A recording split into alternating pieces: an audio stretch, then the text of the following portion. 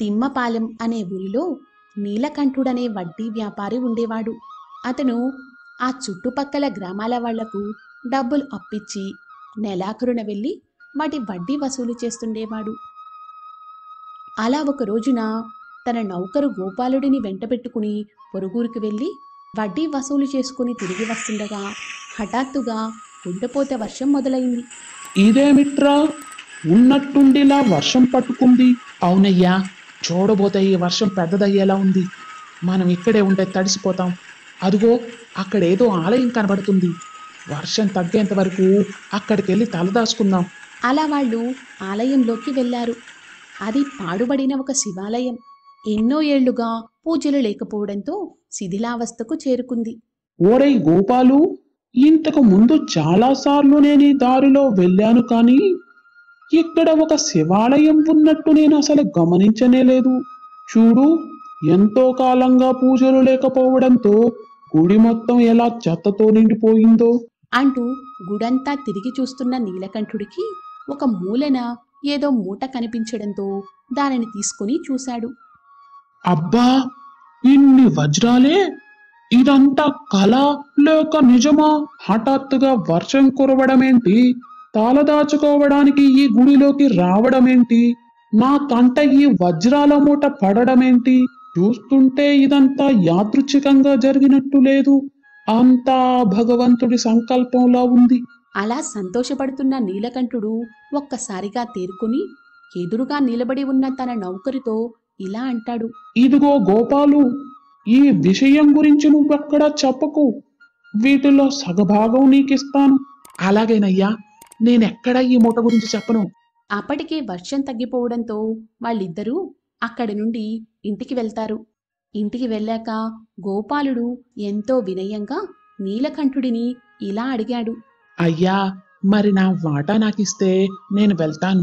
ఇస్తాను, ఒక నిమిషం ఉండు అని లోపలికి వెళ్ళి 100 రూపాయల నోటు తెచ్చి గోపాలుడికి ఇవ్వబోయాడు. అయ్యా, ఇదేంటయ్యా, 100 రూపాయలు ఇస్తున్నారు? మీరు నాకు అందులో సగభాగం ఇస్తానన్నారుగా. చూడు గోపాలు, ఆశకు కూడా హద్దుండాలి.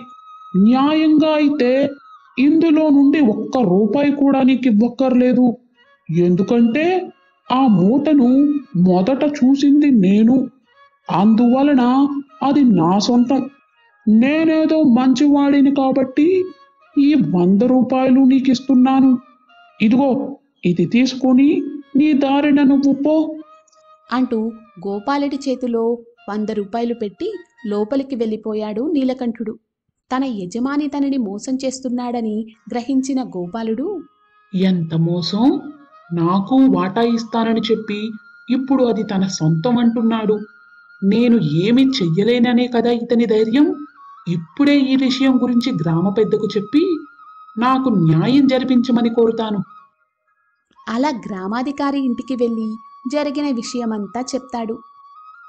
గ్రామాధికారి వెంటనే నీలకంఠుడిని పిలిపించి అతనిని ఇలా అడిగాడు. చూడు నీలకంఠయ్య, ఈ గోపాలుడు నీకు వజ్రాల మూట దొరికిందని, నువ్వు వాటిలో సగభాగం అతనికి ఇస్తానని చెప్పి మోసం చేశావని నీ మీద ఫిర్యాదు చేశాడు. మరి దీనికి నీ సమాధానం ఏమిటి? అయ్యా, నాకు వజ్రాల మూట దొరికింది నిజమే, కానీ దొరికిన సొమ్ము ఏదైనా సరే గ్రామాధికారికి అప్పచెప్పాలన్న ఉద్దేశంతో నేను వాటిని ఒక సంచిలో పెట్టి ఈ గోపాలుడి చేతికిచ్చి మీకు అందజేయమని చెప్పాను. కానీ ఈ దుర్మార్గుడు వాటిని కాజేసి నా మీద మీకు ఇలా అబద్ధపు ఫిర్యాదు చేస్తున్నాడు. అయ్యా అయ్యా, అంత పచ్చి అబద్ధం. ఈయన నాకు ఏ సంచి ఇవ్వలేదు. వారిద్దరి వాదన విన్న గ్రామ పెద్ద నీలకంఠుడిని ఇలా అడిగాడు. అయితే నీలకంఠయ్య, నువ్వు అతనికి వజ్రాల సంచి ఇచ్చావని చెప్పడానికి ఏదైనా సాక్ష్యం ఉందా? ఎందుకు లేదు మహాప్రభు, నా భార్య, నా తల్లి ఇందుకు ప్రత్యక్ష సాక్ష్యం. అది విన్న గ్రామాధికారి ఒక్క నిమిషం ఆలోచించి వెంటనే నీలకంఠుడి తల్లిని అతని భార్యని పిలిపించాడు. మొదటిగా నీలకంఠుడి తల్లిని ప్రశ్నిస్తూ ఇలా అడిగాడు. అమ్మా, మీ అబ్బాయి ఆ గోపాలుడికి వజ్రాల సంచిని ఇవ్వడం మీరు చూశారని చెప్పాడు. మరి ఆ సంచి ఏ రంగులో ఉందో మీరు చెప్పగలరా? అది అది ఎరుపు రంగు సంచి. ఆ తరువాత నీలకంఠుడి భార్యను పిలిపించి ఇదే విధంగా ప్రశ్నించాడు.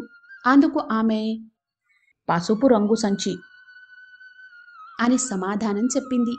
ఇద్దరి సమాధానాలు వేరువేరుగా ఉండడంతో నీలకంఠుడి మోసం బయటపడింది. ఇదిగో నీలకంఠయ్య, నువ్వు చెప్పింది అబద్ధమని ఇప్పటికైనా ఒప్పుకో.